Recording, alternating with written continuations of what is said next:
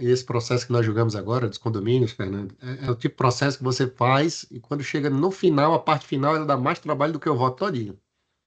Para retomar essa declaração de constitucionalidade do Supremo e os motivos de receita bruta, enfim, fazer o histórico todinho, deu mais trabalho. Aquela história, depois ele está com o voto pronto, fazer esse ajuste aí das receitas financeiras.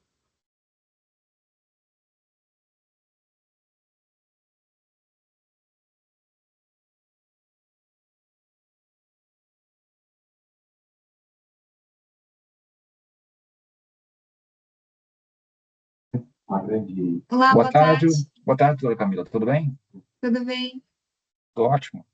Tudo ótimo. Na segunda-feira nós não conseguimos julgar a tempo o item 19, que é da mesma empresa, Construcap, CCPS, Engenharia e Comércio S.A. Eu pergunto ao conselheiro Fenelon, é possível julgar o item 19 e o 41 em conjunto? Acho que sim. Estou abrindo aqui para confirmar. Eu já abri um, IRPJ 2012, que foi o primeiro, né, o 19. Estou abrindo agora o outro. O outro é a contribuição social do mesmo ano. Então, tá assim.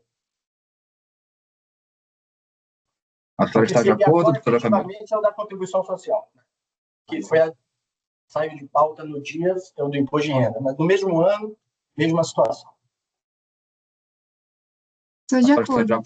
Ok. Então, vamos resgatar o item 19. 19, né? Item 19. Vou citar o número do processo aqui. Obrigado. Processo 10.880.921.422, 2017-62, item 19. E apregou também em conjunto o item 41, que é o processo 10.880.903.360, 2017-15, recorrente Construcap, CCPS, Engenharia e Comércio S.A., relator dos dois processos, o conselheiro Fenelon Moscoso de Almeida, e os processos serão julgados, os recursos serão julgados em conjunto. Com a palavra... Pois bem, trata-se de recurso voluntário contra acórdão RJ 6, de outubro de 2021, que julgou parcialmente procedente a manifestação de conformidade do contribuinte. Contra o despacho decisório, emitido eletronicamente em 2017, referente ao crédito demonstrado no PERDICOMP que analisamos agora. Além de PERDICOMPs relacionados, né, com mais compensações. O tipo de crédito utilizado é saldo negativo de RPJ do ano calendário de 2012. O outro processo é saldo negativo de contribuição social do mesmo ano.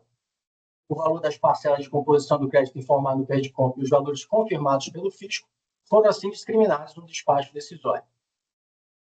As retenções na fonte foram quase integralmente confirmadas, uma fração aqui de R$300 mil. Os pagamentos foram integralmente confirmados. Então, ficou só a diferença das retenções aqui, né, pelo que a gente percebe aqui.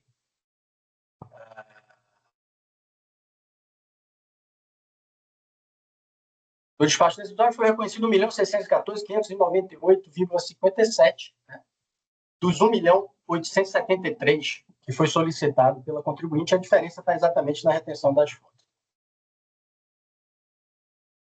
Vamos aqui. Manifestação de conformidade. O interessado apresentou com suas razões de discordância,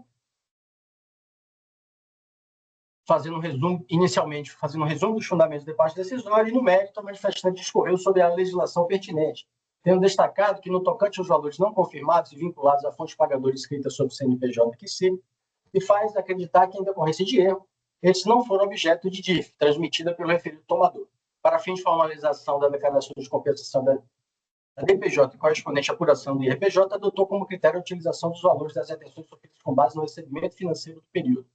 Situações devidamente justificadas com base na documentação anexa que comprovou seu direito de fato à compensação.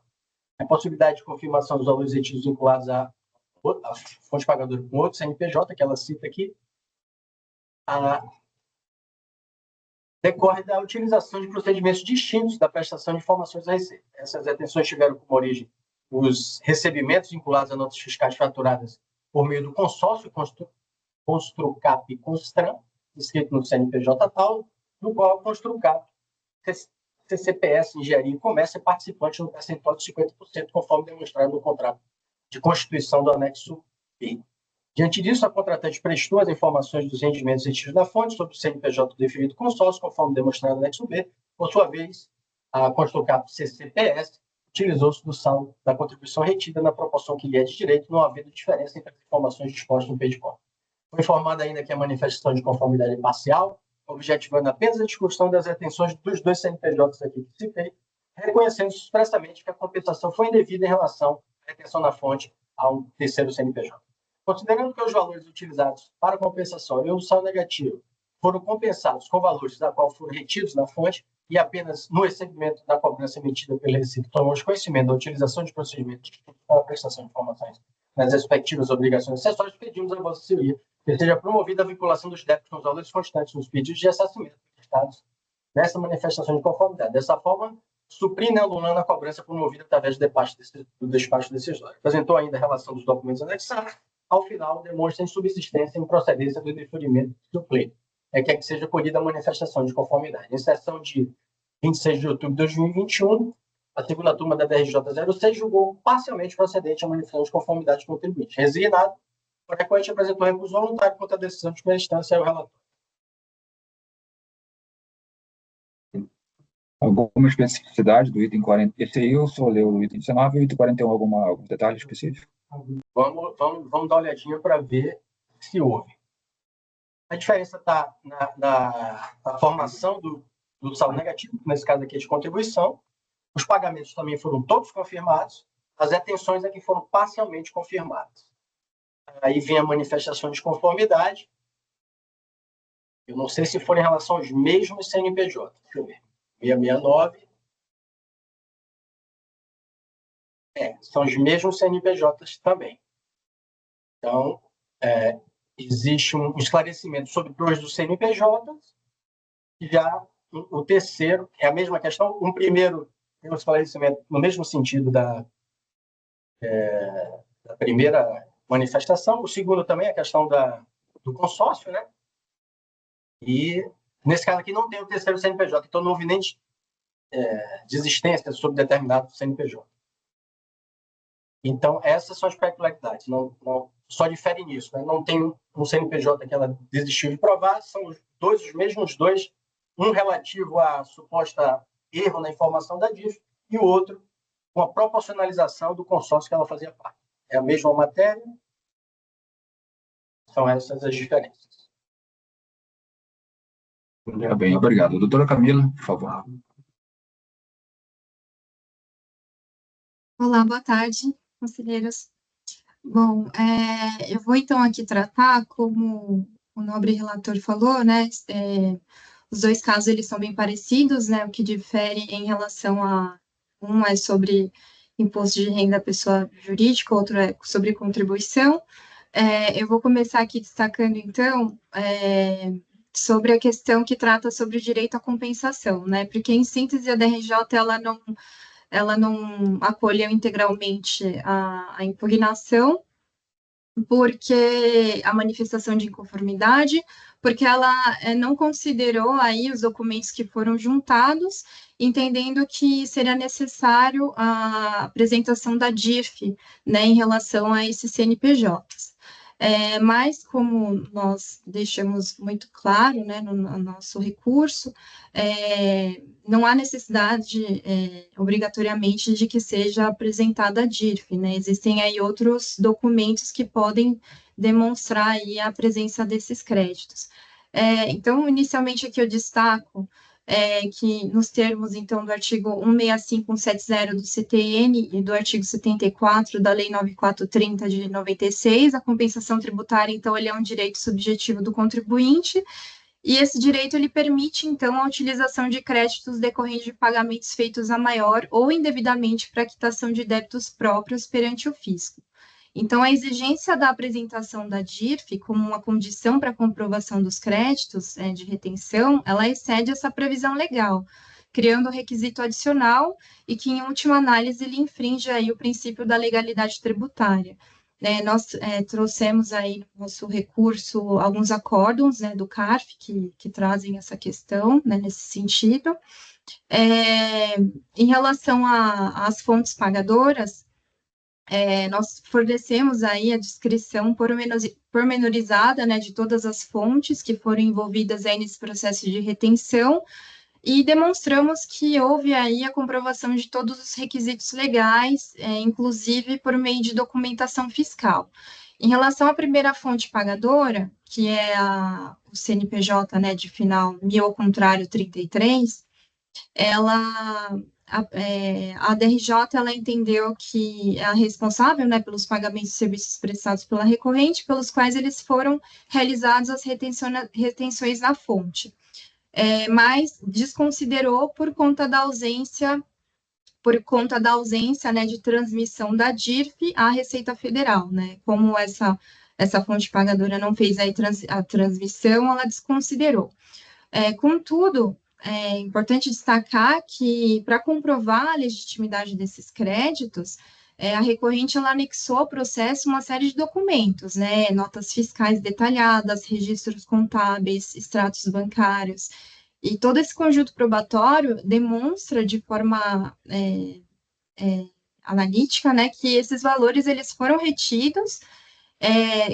Existem também, né, as datas que foram feitos os recebimentos, os pagamentos, e demonstrando dessa forma que teve aí as retenções e que foram realizadas e devidamente registradas, né? Então, destaco aqui que nos termos, inclusive, da súmula 143 do CARF, né, desse CARF, existem aí essa admissão de outros meios de prova, então essas provas elas precisam também ser consideradas para análise dessas retenções.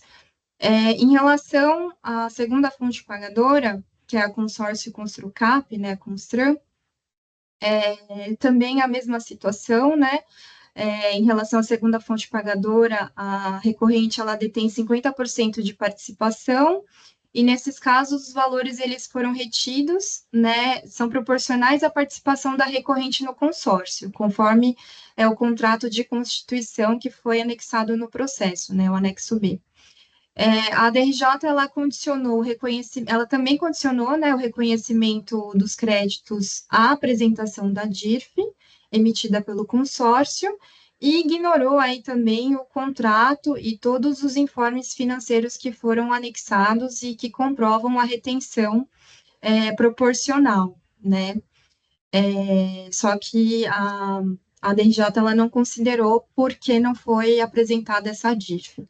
Então, eu destaco aqui novamente que todos os documentos que foram juntados também em relação a esse caso, eles comprovam a existência desse crédito proporcional de 50% e corroboram a validade do crédito que foi compensado, né? Destaco aqui também, em relação à documentação e o método utilizado pela Construcap para comprovar as retenções, né? Então, em relação a essas duas fontes pagadoras, a recorrente ela apresentou, então, esses registros contábeis, esses demonstrativos de apuração e extratos financeiros que corroboram a retenção do tributo, e todo esse conjunto probatório, que envolve notas fiscais detalhadas, nas quais elas demonstram de forma discriminada, né, os valores que foram retidos, assim como os registros contábeis que comprovam o efetivo recebimento dos valores líquidos após a retenção. Então, por conta de todo esse conjunto probatório, né, nos termos do artigo 212 do CTN, precisa ser, então, considerada, né, essa presunção de veracidade e validade dessas provas que foram apresentadas, né? Então, destaco aqui essa questão das provas que foram apresentadas. É importante também trazer a questão do princípio da boa-fé e da verdade material, que eles devem prevalecer também sobre o rigor formal exigido pela DRJ, né? Então, não pode se desconsiderar todo esse conjunto probatório apenas porque não foi apresentada a DIRF. A legislação, inclusive, ela não determina que a DIRF seja o único meio para comprovar essas retenções, né, permitindo que o contribuinte ele utilize outros documentos para evidenciar o direito creditório.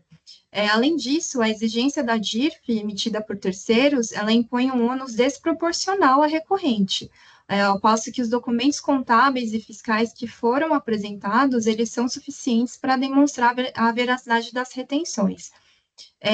Inclusive, o próprio CARF, ele, como eu já mencionei, né, por meio da súmula 143, ele pacificou que o imposto de renda retido na fonte pode ser comprovado por outros meios documentais, além da DIRF, né, desde que os documentos eles sejam aptos a vincular os rendimentos à retenção. E como, né, eu já mencionei, todos os documentos que foram apresentados, eles demonstram, inclusive, possuem as datas, os valores, né, então, esse rigor aí da decisão da RJ, ele não deve subsistir.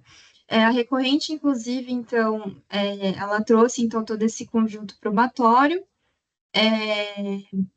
e esse entendimento, ele está, inclusive, alinhado ao princípio da verdade material, né, que deve prevalecer, e no nosso recurso, né, também a gente trouxe alguns acórdãos, né, do CARF, que vão, inclusive, nessa linha, né, de que tem que prevalecer, né, esse princípio da verdade material e da boa-fé. Outro ponto também é que, ao impor essa obrigatoriedade da DIRF para a contribuição das retenções, a Receita Federal ela cria uma exigência extralegal, que excede a sua competência regulatória.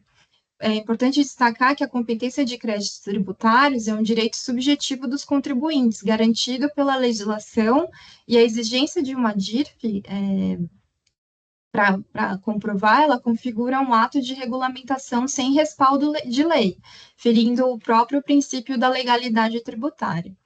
Então, excelências, nobres conselheiros, agradeço pela atenção de vocês, requeiro aqui, então, que seja dado provimento a ambos os recursos, para que seja reconhecido o crédito, né, de saldo negativo de RPJ do ano calendário de 2012, bem como que seja reconhecido o crédito da CSLL também do ano calendário de 2012, devendo ser reformado, então, o acórdão da DRJ para homologar o direito creditório na sua integralidade. Muito obrigada. Obrigado, doutora. Antes de passar a palavra para o relator, a Avelina, você se encontra ainda? Então, presidente, esperando só terminar esse item aí do 41 para não poder sair. Tá bem. De qualquer forma, queria antecipar meus agradecimentos por todo o apoio que você deu aí ao longo dessas sessões, tá bom? Na joia. Muito obrigado. Nada, até mais. Até a próxima. Até a próxima. Relator Fenelon, por favor. O voto dos dois itens. Dois itens, né? Como se trata de matéria de fato, né, eu já pedindo aos colegas que fossem dando uma olhada nas próprias, e que sempre tem uma discussão sobre isso, e também na decisão da DRJ, porque pelo que eu estou lendo aqui do meu voto, não foi bem isso que a DRJ não disse que era só a DIRF. A DRJ ela deu indicativo de outros caminhos para se provar. Então, é bom a gente até conferir se o acordo da DRJ realmente insistiu só na DIRF, que aí é um outro contexto, porque pelo que eu li do relatório, pelo que eu coloquei no voto, inclusive ela falou expressamente em meios alternativos de prova. Mas vamos lá. Recurso é tempestivo e atende os demais requisitos de admissibilidade, portanto, dele com eles. Presente diz respeito ao reconhecimento parcial do direito de crédito informado na DECOMP que cita saldo negativo de RPJ, nesse caso, né, no outro de contribuição, e, consequente, na homologação integral das compensações relacionadas. Em seu recurso voluntário, a recorrente traz longo arrazoado com argumentos de fato e de direito, além de jurisprudência administrativa que justificaria sua pretensão. Exigindo-se a controvérsia a questão de fato sobre provas das retenções, em que pese a robustez argumentativa do longo arrazoado no que diz respeito aos argumentos de fato pertinentes e relevantes sobre a parte julgada improcedente na manifestação de conformidade, consigne na recorrente as suas razões que justificariam a reforma desocorrida que, para demonstrar a existência das retenções e do direito de crédito que delas decorre, foram carreadas as notas fiscais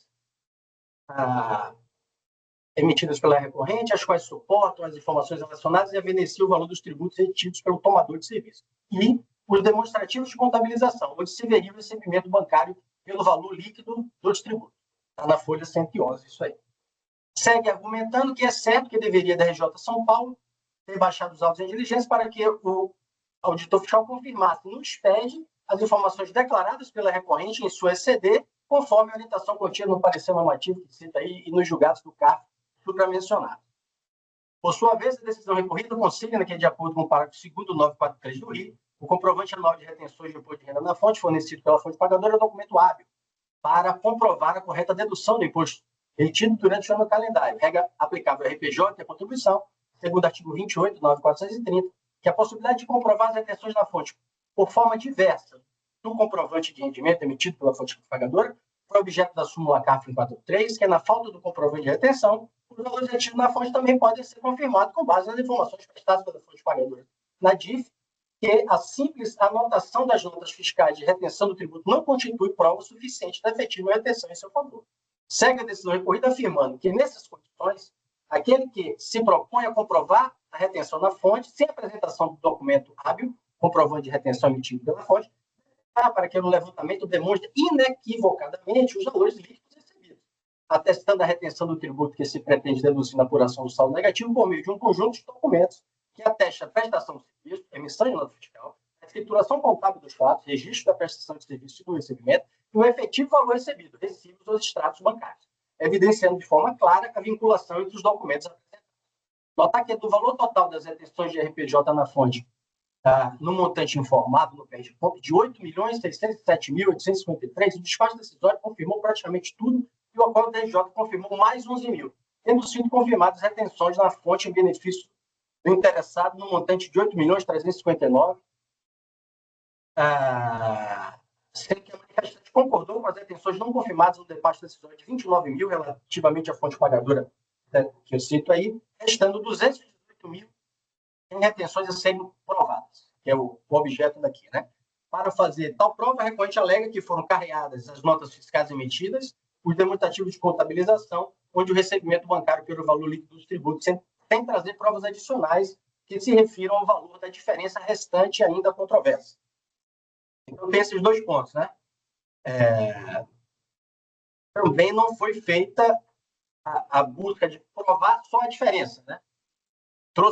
Se trouxe documentação do todo.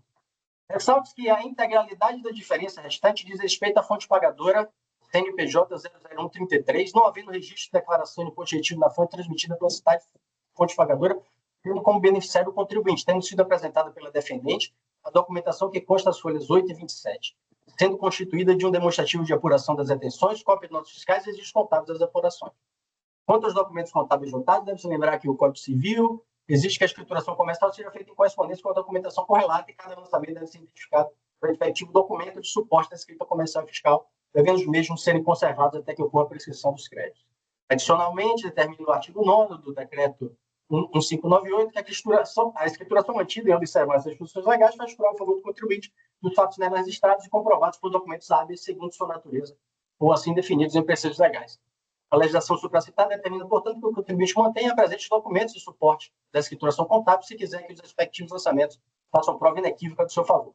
Porém, o contribuinte não se desincumbiu desse início na medida que não apresentou a comprovação inequívoca do restante das retenções que alega terem sido realizadas, ainda que a decisão recorrida tenha expressamente alertado verbis, essa parte que eu já li, né?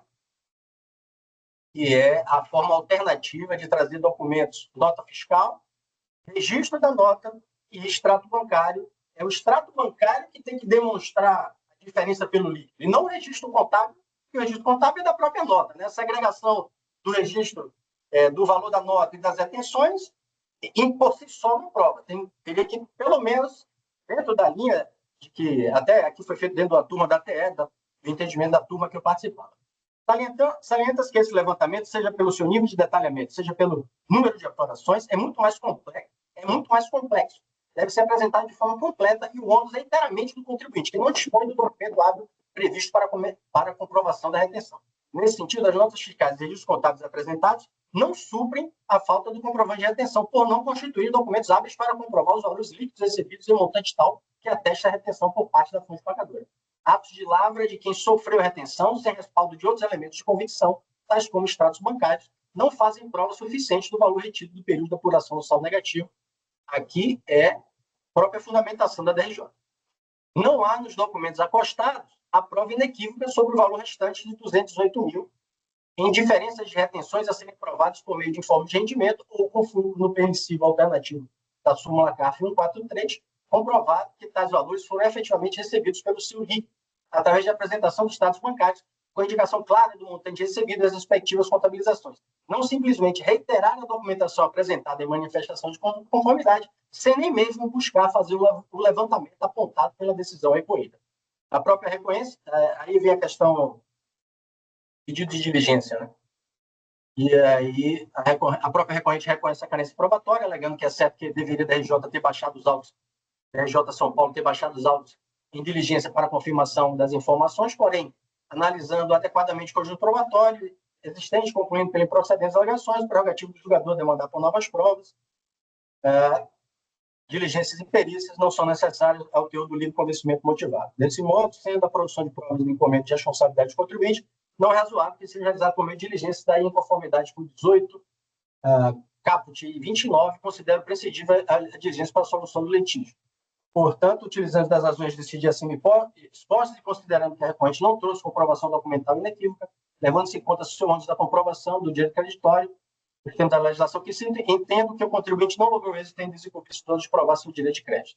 Assim, ratificando a decisão recorrida, entendo deva ser mantida a decisão de primeira instância pelas razões expostas e pelos seus próprios fundamentos, pelo exposto, voto no sentido de conhecer do recurso voluntário e no mérito negar provimento.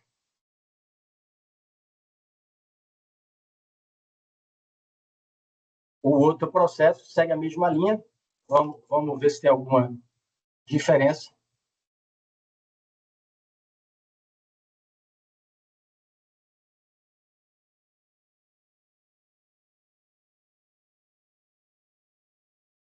A diferença, basicamente, está o valor que resta a ser comprovado, seria 145.343 retenções a serem provadas. Segue a mesma linha.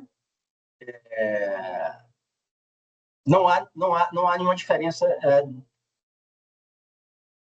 do formato da decisão. É exatamente a mesma questão. E a diferença de 145 mil não tem sido trazido. Basicamente, o que não foi trazido foi a demonstração de que o valor da nota contabilizado, o recebimento foi feito pelo líquido comprovado pelo extrato bancário. Não tem essa comprovação. Não tem nem a prova do extrato bancário do recebimento pelo líquido, nem tem essa discriminação, né, dos itens, dos valores, fazendo esse cotejamento com os extratos bancários. Seria notas, contabilidade, extratos bancários. O voto do segundo também é no mesmo sentido, de ratificar a decisão recorrida e, no mérito, negar provimento ao recurso voluntário.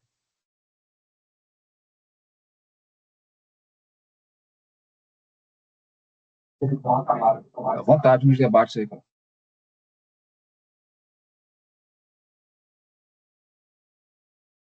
Bom, colegas, como eu levantei aqui a mão, até para colaborar aqui com o relator, quando esses processos do final da reunião de julgamento, dos 3 dias, dado o cansaço natural, são os que eu tenho mais cuidado de abrir documento, porque para que o cansaço não deixe passar absolutamente nada, tá? O relator fez a análise baseada na decisão da DRJ, e quando eu vi na decisão da DRJ, na decisão do relator, dizendo assim, olha, esses documentos contábeis e as notas fiscais não são suficientes, talvez eu tenha alguma divergência, porque, por exemplo, se a contabilidade é juntada e evidencia a mesma informação que está nas notas fiscais, já seria, para mim, um fundamento para a gente seguir na análise. Mas, assim, a DRJ não atentou ao fato de que a contabilidade não está na empresa, não está no processo.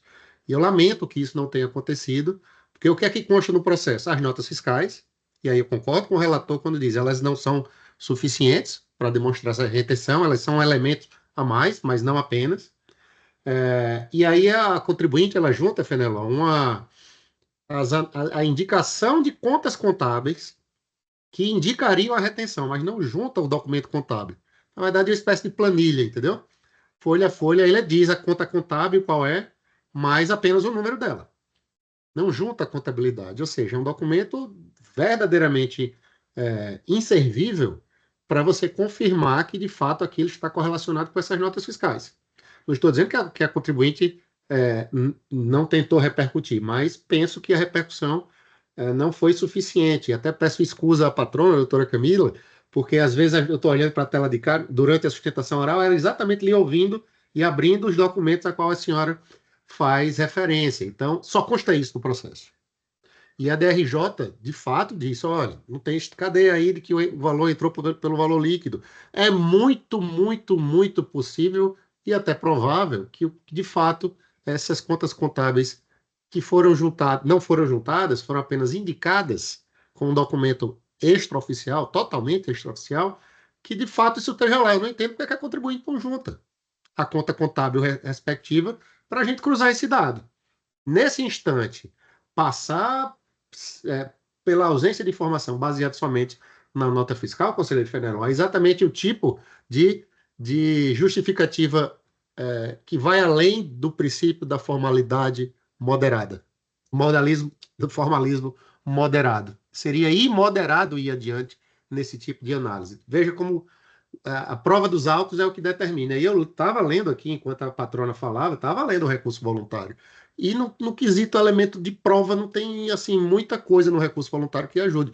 Tem a controvérsia jurídica de fundo, né? Da importância que se tem do direito creditório, que foi dito aqui pela doutora Camila e tal.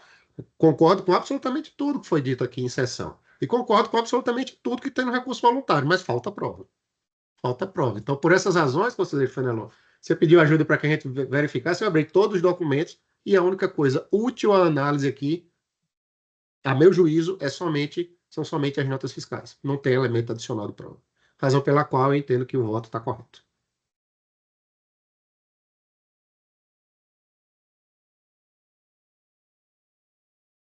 Pode seguir no debate livremente, tá, pessoal?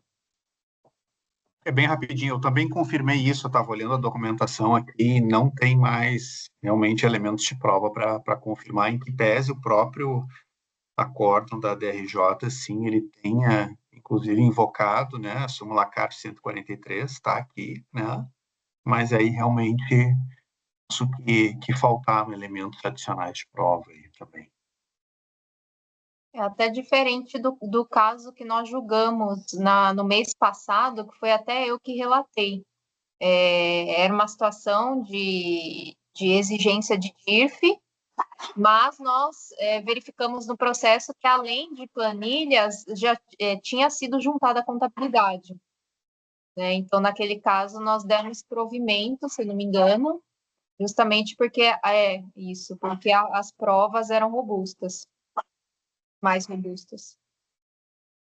Para não ser injusto com a contribuinte que não existe. Se você olhar o anexo A2, o A2 deve ter sido esse que é como contabilidade.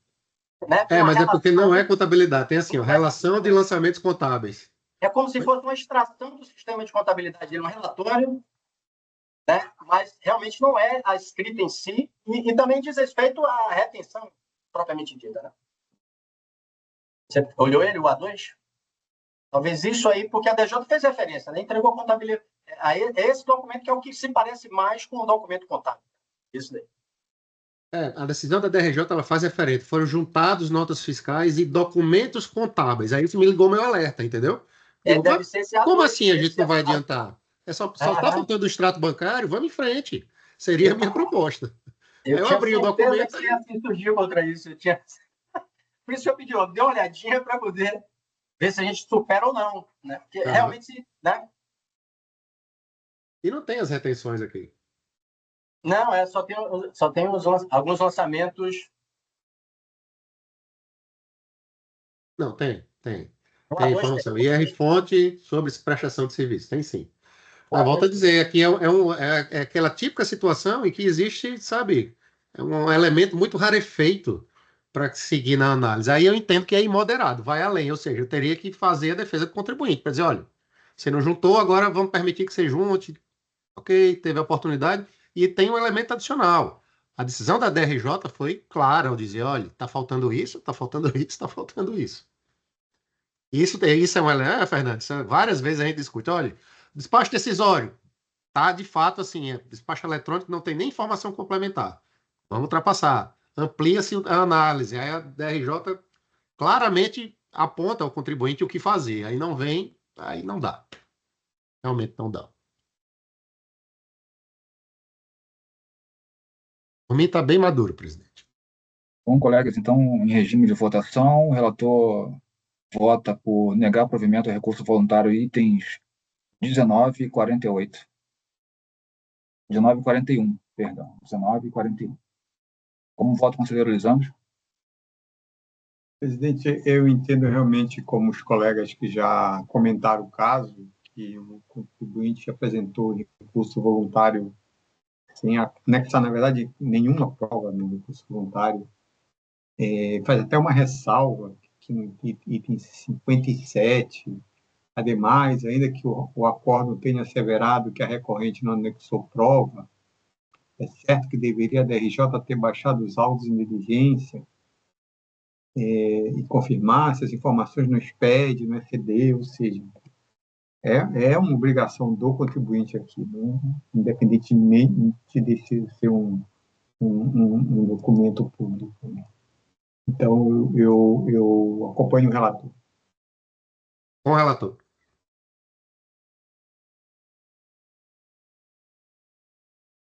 Conselheiro Cristiano?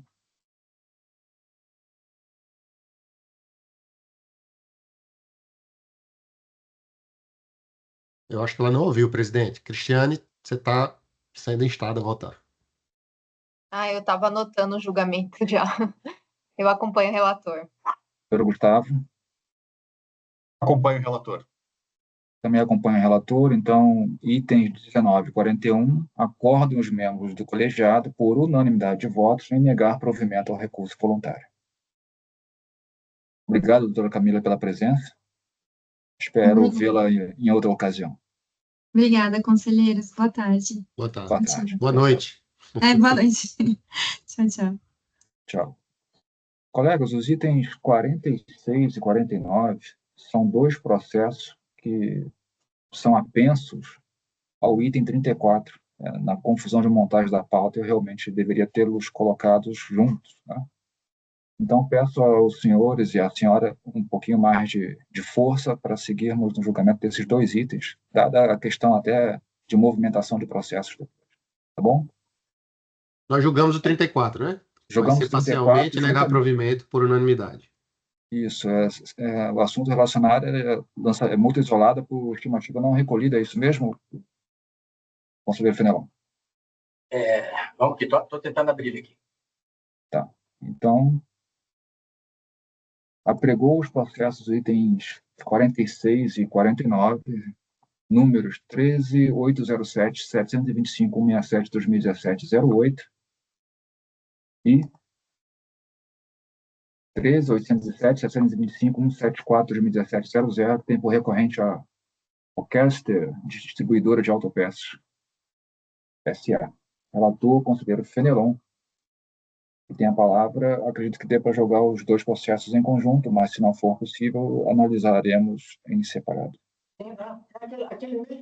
Aquela mesma situação, né, do que já foi julgado, aquele auto de multa isolada, aquele auto eletrônico de multa isolada por débito de estimativa que não foi recolhido. É a mesma situação, é o mesmo argumento. O argumento dela é de que os débitos já teriam sido parcelados, então não teria motivo para cobrar multa isolada. A DRJ já tinha demonstrado, e eu reforço a demonstração de que as multas foram cobradas sobre débitos que não foram objeto de parcelamento, né?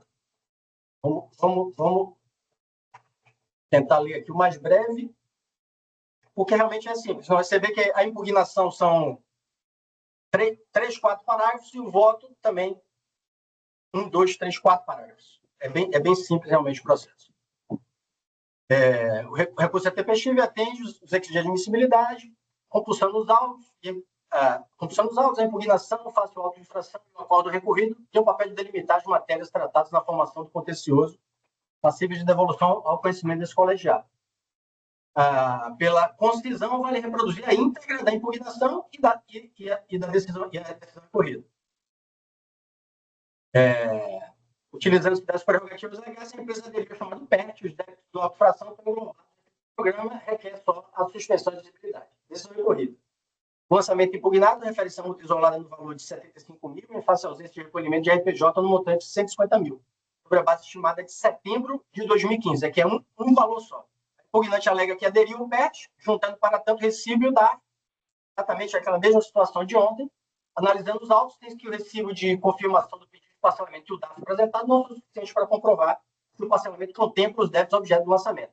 Necessária a comprovação da inclusão do débito no parcelamento requerido e o pagamento das prestações em data anterior ao lançamento.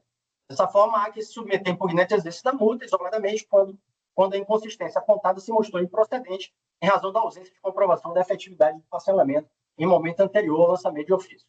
A petição de impugnação após qualificação promove uma única alegação no sentido de ter aderido ao PERT e que os débitos do presente auto já estariam englobados no referido programa, juntando para tanto recibo de adesão e DARF.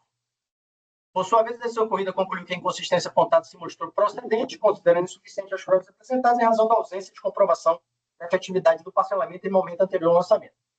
Não houve, aqui é aquela mesma situação, não houve questionamento sobre demais matérias, né, por exclusão. Eu estou só analisando a questão ligada à prova de que o débito foi parcelado, né?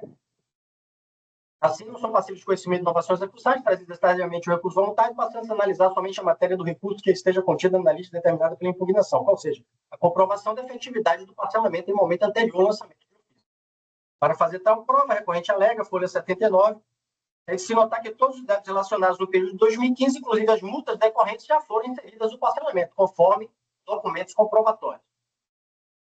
Nesse caso aqui, as multas seria o débito, a multa de mora, porque o Lisandro fez uma confusão, achando que essa própria multa aqui já teria sido objeto de parcelamento, né? E aqui é mais confuso ainda, porque a gente diz que é o débito e as multas correspondentes, mais o débito original da estimativa e a multa também de mora, né? No caso, porque foi uma confissão aqui para parcelamento.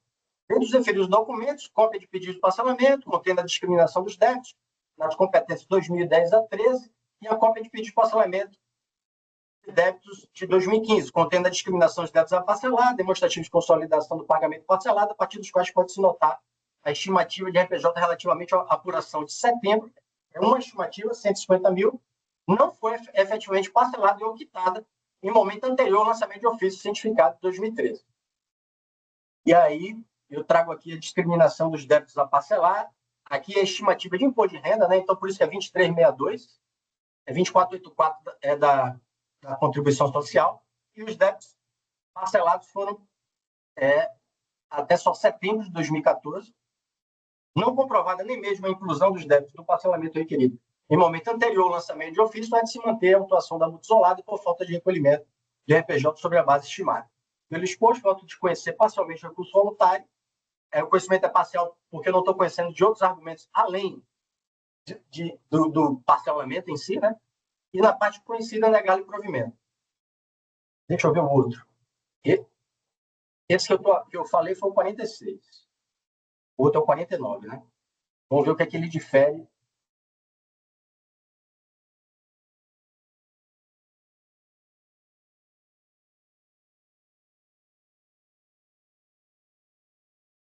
Informação, presidente, eu não consigo, não é processo, abrir nenhum dos três processos. O número de nenhum dos três, o já julgado e esses dois, ele dá, quando eu pesquiso, a informação de que não está como se não tivesse na turma. Se algum dos colegas puder confirmar se está conseguindo abrir o processo, nenhum processo encontrado, verifique se existe algum filtro aplicado e não tem nenhum filtro aqui. Vamos lá ver isso. Deixa eu ver logo o outro aqui e a gente vê esse. Esse aqui é a contribuição social sobre o lucro, a situação é a mesma, no calendário de 2015, também uma estimativa só do mesmo mês de setembro, 55 mil. Essa é a diferença do de cá. E aqui foi outra da RJ, teve até emenda, né? Aí eu reproduzi a emenda aqui. Fred, você tentou pelo nome? Porque como eles são apensos... Mas ele está apenso ao 2017-13, que a gente não está julgando. Aí tá. É por isso que eu não estava achando que ele não abre quando você coloca o número dos processos. Sim, porque ele está apenso. Ele está apenas, presidente, é o 2017-13, que não é nenhum dos três, entendeu? Então, e eu não sei se foi pautado, se não foi, eles são correlacionados a esse processo de final de 2017-13, que não está na nossa pauta de hoje. E não sei se isso é relevante, mas assim, quando eu pesquisei todos os três, eles não aparecem. E aparecem pelo nome da empresa, Rochester, com esse processo de 2017-13.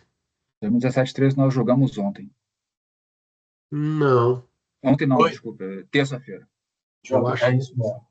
Tem certeza? É o 27? É o 34. Ah, 34. então são 4 processos. São São 4? 4, né? Ah, tá, ok. Então tá Os explicado. outros 3 estão apensos, é isso mesmo. Ok, então tá explicado.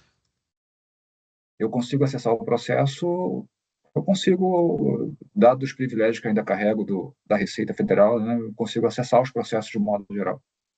Não, eu consigo, eu não consigo pesquisar pelo número. Quando eu pesquiso pelo número desse processo, por exemplo, aí ele diz, não existe esse processo. Tá.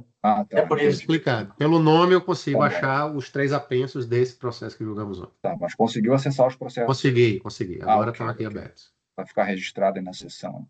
Não, tranquilo. Só dificuldade de pesquisar mesmo. Tá bem. Pode continuar, tá, Fernando? Desculpa. Não, tranquilo. Eu só quis trazer a diferença que é. O tipo tem outra contribuição social e o valor também é a mesma estimativa do mesmo mês e o valor é 55 mil da estimativa de setembro. É exatamente a mesma situação quando a gente pega a lista dos valores que foram parcelados relativos a 2484, né, que é a estimativa da contribuição, também só foi parcelado até setembro de 2014. Em 2015 só tinha esse valorzinho meio perdido aí, né? E ela não deve ter se atentado em parcelar, ficou aberto e foi lançada a multa em setembro de 2015. Tudo bem. O 49 também o conhecimento é parcial. Mesma situação. Também. Todos são parciais. É porque no recurso voluntário trouxe vários argumentos diferentes dessa questão de ter parcelado. E aí, eu só estou conhecendo o argumento que os débitos, né, que foram de todos os processos, terem sido inseridos em parcelamento. Tá bem. Então, nos itens 46 e 49, o relator vota por conhecer parcialmente do recurso para, na parte conhecida, negar-lhe provimento. Isso. Como voto considera o Lisandro? Presidente, só antes de passar para a votação, deixa eu tirar uma dúvida com o relator. É a questão do princípio da consunção que ele alega aqui para afastar a multa isolada. É isso que não está sendo conhecido porque não foi trazido na origem, é isso? É um deles, né? Eu fui por exclusão. Eu conheci só o outro, disse que os demais não conhecia. Não conhecia. Não lembro quais eram. Você está trazendo a construção. Tá. O outro é erro em relação ao valor declarado em DCTF. Me permita, só até porque esse tema ele é dividido, só para eu abrir aqui a manifestação de conformidade. Fique à vontade. Porque é um tema que historicamente tem dado essa divergência. Acórdão, cadê ele? Só um minuto, presidente, por favor.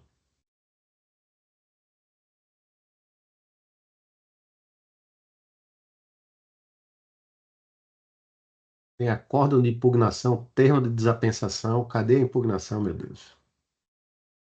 Não está no processo? Você está olhando qual processo? 2017-13. O 13. O 13, Não, é o 13. Não é esse aqui, então. o 13 é o que já foi votado. É o de ontem, 2017-08, não é isso? Aí eu vou fazer igual o Lisandro. Se você não concorda, por que você votou? A favor. Não, eu nem sei se a Você votou a construção favor. estava lá.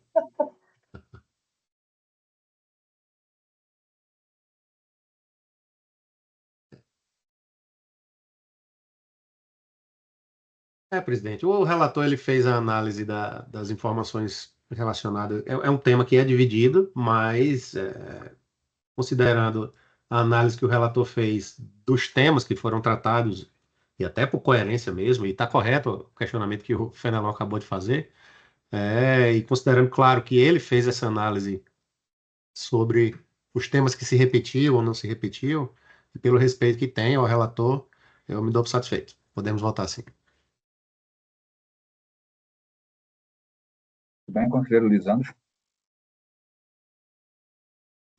Presidente, eu nem estou achando aqui a manifestação de inconformidade, num primeiro momento, eu achei que deveria ser até, né, não conhecido, porque o contribuinte, e na verdade nem impugnou a DRJ até conheceu e negou, mas ele disse que os créditos estavam, os lançamentos, o lançamento estava parcelado, isso não é impugnação, né?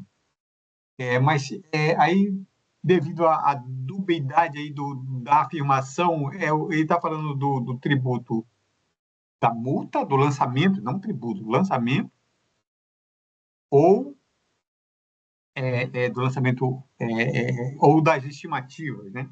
Enfim, eu acabei ficando na dúvida, por isso acabei que desisti do não conhecimento. Então, conheço parcialmente, claro, para analisar exatamente isso, como o Fenelon está indicando essa parte da concussão, ele traz outras. Agora sim ele vem querer impugnar, né? Trazer, debater a matéria, mas enfim, qualquer outra matéria, concordo com ele que não deve ser conhecido. Então, conhecimento parcial e negar provimento, acho que é isso, né? Então, com o relator. É isso, tanto para o item 46 quanto 49. Como voto, conselheiro Fred? Está aberto aqui o microfone. Eu procurando a impugnação e ela não aparece como impugnação, aparece como resposta à intimação, que de fato não é uma impugnação, é uma resposta. Está lá as folhas 27 e trata realmente somente do parcelamento. Então, não conhecer das demais matérias, inclusive da concomitância, tema que é dividido, mas que não deve ser conhecido, eu voto com o relator. Conselheira Cristiane? Acompanho o relator. Conselheiro Gustavo? Com o relator.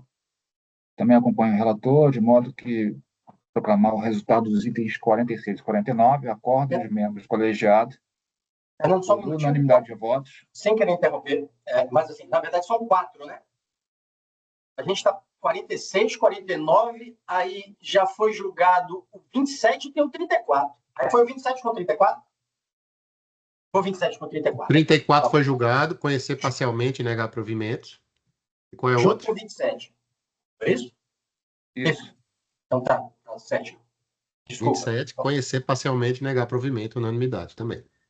Então, acordo dos membros colegiados, itens 46 e 49, por unanimidade de votos, em conhecer parcialmente o recurso voluntário para, na parte conhecida, negar provimento, nos termos do voto do relator. Acabou meu estoque da TR. Não tem Colegas, mais esses com votos isso- divertidos. Presidente, ficou algum para trás? Sim, ficaram os Bom. itens 11, 13 e 33.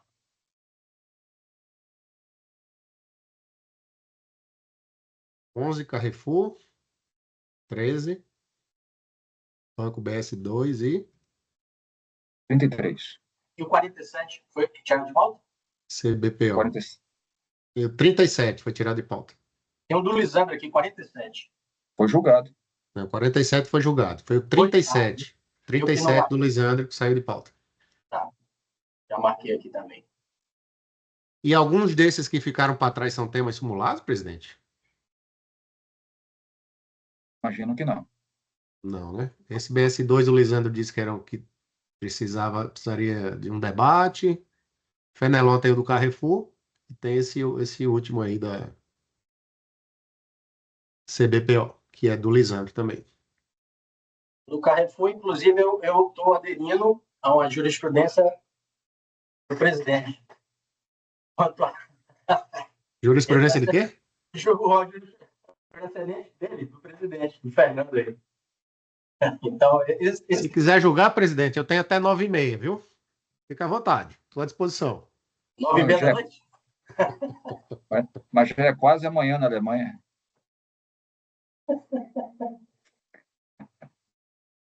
Presidente, o 37 saiu de pauta, né? Saiu. Sim, saiu.